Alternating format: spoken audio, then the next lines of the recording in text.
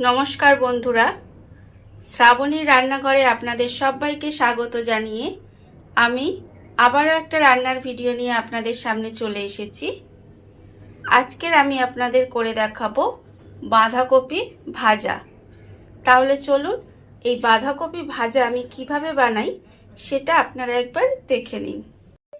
বাঁধাকপি ভাজা বানানোর জন্য প্রথমে আমি গ্যাসটা অন করে একটা কড়া বসিয়ে নিয়েছি। এইবারে আমি এর মধ্যে দেব জল। এর মধ্যে আমি প্রথমে একটু জল দিয়ে দিলাম, তারপরে আমি এর মধ্যে দেব বাঁধাকপি। এখানে আমি বাঁধাকপিটা একেবারে সরু সরু করে কেটে রেখে দিয়েছি।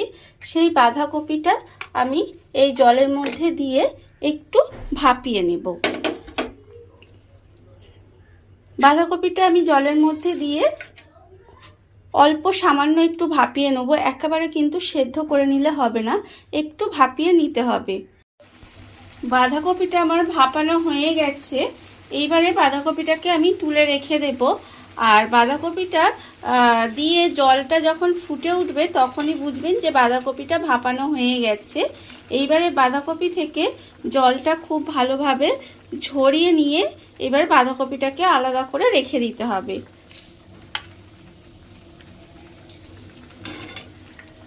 বাঁধাকপিটা তুলে আমি আলাদা করে রেখে দিয়েছি। এইবারে ওই জলের মধ্যে আমি এবার দিয়ে দেব কড়াইশুঁটি। এখানে আমি কড়াইশুঁটি রেখে দিয়েছি। কড়াইশুঁটিটা আমি একটু ভাপিয়ে নেব। আপনারা বলতেই পারেন যে বাঁধাকপি আর কড়াইশুঁটি একসঙ্গে ভাপিয়ে নেওয়া যেত, তার কারণ আমি ভাপিয়ে নিইনি একসঙ্গে, কারণ কড়াইশুঁটিটা সেদ্ধ হতে একটু সময় লাগবে। আর বাঁধাকপিটা তো আগেই বলেছি যে একবার ফুটে উঠলেই কিন্তু বাঁধাকপিটা ভাপানো হয়ে যাবে, সেই জন্য আমি দুটো আলাদা আলাদা করে একটু ভাপিয়ে নিলাম। কড়াইশুঁটিগুলো আমার ভাপানো হয়ে গেছে। এবার আমি কড়াইশুঁটিগুলোকেও তুলে রেখে দেব। কড়াইশুঁটি আর বাঁধাকপিটা ভাপিয়ে আলাদা করে রেখে দিয়েছি। আর কড়াটা আবারও ধুয়ে নিয়েছি।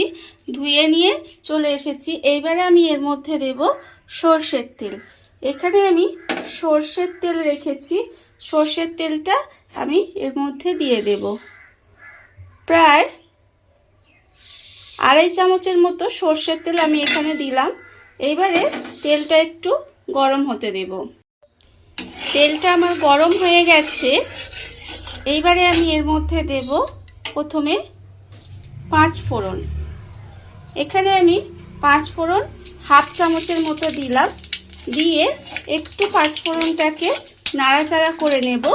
করে নিয়ে এবারে আমি এর মধ্যে দেব যে বাঁধাকপিটা আমি এখানে ভাপিয়ে রেখে দিয়েছিলাম, সেই বাঁধাকপিটা আমি এর মধ্যে দিয়ে দেব।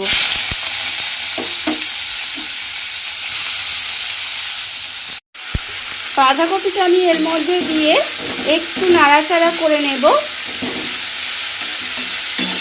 একটু নাড়াচাড়া করে নিয়ে এবারে আমি এর মধ্যে দিয়ে দেব নুন। এখানে আমি আন্দাজ মতো নুন দেব। আপনারা আপনাদের আন্দাজ মতো নুনটা দেবেন। এবারে নুনটা দিয়ে আবারও একটু ভাজা মতো করে নিতে হবে। নুনটা দিয়ে বাঁধাকপিটা একটু ভাজা মতো করে নিয়েছি। এইবারে আমি এর মধ্যে দিয়ে দেব যে কড়াইশুঁটিটা আমি এখানে ভাপিয়ে রেখেছিলাম, সেই কড়াইশুঁটিটা আমি এর মধ্যে দিয়ে দেব। দিয়ে আবারও নেড়ে নেড়ে এটাকে কিন্তু খুব ভালোভাবে, যেহেতু বাঁধাকপি ভাজা হচ্ছে, এটাকে নেড়ে নেড়ে ভালোভাবে কিন্তু ভেজে নিতে হবে।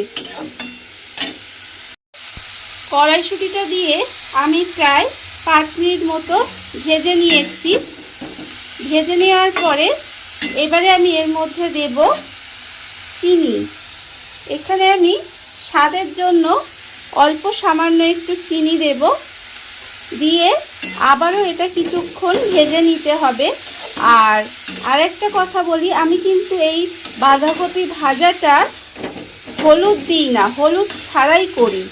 আর হলুদ ছাড়া করলে এটা কিন্তু খেতে বেশ ভালো হয়, আরও যেন ভালো লাগে, সেই জন্য আমি এতে হলুদটা দিই না, আপনারা চাইলে কিন্তু এতে হলুদ একটু দিতেই পারেন। এবারে এটাকে আমি আরও কিছুক্ষণ একটু ভেজে নেব। চিনিটা দিয়ে আমি আবারও বেশ কিছুক্ষণ ধরে ভেজে নিয়েছি। এইবারে আমি এর মধ্যে দিয়ে দেব চেরা কাঁচা লঙ্কা। এখানে আমি 4টে কাঁচা লঙ্কা চিড়ে রেখেছি, সেই চেরা কাঁচা লঙ্কাটা আমি এর মধ্যে দিয়ে দেব। আর আমি এর মধ্যে দেব ধনেপাতা কুচি। এখানে আমি কিছুটা ধনেপাতা কুচি রেখেছি, সেটা আমি এর ওপর থেকে দিয়ে দিলাম। দিয়ে এবারে আবারও এটাকে আমাকে একটু নাড়াচাড়া করে ভেজে নিলেই কিন্তু আমার বাঁধাকপি ভাজা প্রায় রেডি হয়ে যাবে। ধনেপাতাটা দিয়ে আমি আবারও কিছুক্ষণ এইভাবে ভেজে নিয়েছি। ভেজে নেওয়ার ফলে আমার বাঁধাকপি ভাজা রেডি হয়ে গেছে। এবার আমি গ্যাসটাকে অফ করে দেব। অফ করে দিয়ে একটু ঢাকা দিয়ে রেখে দিলেই কিন্তু আমার বাঁধাকপি ভাজা রেডি হয়ে যাবে। দেখুন বন্ধুরা, কত অল্প উপকরণে কত অল্প সময় কত সুন্দর একটা বাঁধাকপি ভাজা তৈরি হয়ে গেল। আর এই ভিডিওটা যদি আপনাদের ভালো লেগে থাকে তাহলে লাইক করবেন, কমেন্ট করবেন আর সাবস্ক্রাইব করবেন আমার চ্যানেলকে। আজ এই পর্যন্ত, নমস্কার।